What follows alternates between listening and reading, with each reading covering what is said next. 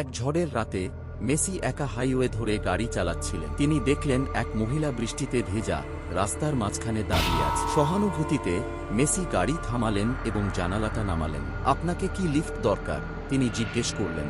মহিলা চুপচাপ মাথা নাড়লেন, তার লম্বা চুলে মুখ ঢাকা ছিল। গাড়ি চালানোর সময় মেসি কথা বলার চেষ্টা করলেন, কিন্তু মহিলা একদম চুপ ছিলেন। হঠাৎ রিয়ারভিউ মিররে তার মুখ বিকৃত হয়ে ভয়ঙ্কর রাক্ষসী রূপে পরিণত হল। মেসি কিছু বোঝার আগেই গাড়ি দুলে উঠল আর মহিলা তার দিকে ঝাঁপিয়ে পড়লেন। কালো ধোঁয়ায় গাড়িটি ঢেকে গেল। পরের মুহূর্তে মেসি দেখলেন তিনি একটি অন্ধকার মোমবাতি জ্বালানো ঘরে একটি চেয়ারে বাঁধা রয়েছে। এদিকে রোনালদো অনুশীলন শেষে বাড়ি ফিরছিলেন যখন তিনি মেসির পরিত্যক্ত গাড়িটি দেখলেন। এটা আবার কি করল? তিনি বিড়বিড় করলেন। গাড়ি থেকে নেমে কাদামাখা পায়ের ছাপ অনুসরণ করতে করতে জঙ্গলের দিকে এগোল। একটি পুরনো কাঠের দরজার ফাঁক দিয়ে রোনালদো মেসি আর সেই ভয়ঙ্কর মহিলাকে দেখলেন। দ্রুত সিদ্ধান্ত নিয়ে রোনালদো কাছের এক উজ্জ্বল বস্তু তুলে নিয়ে ঘরে ঢুকলেন।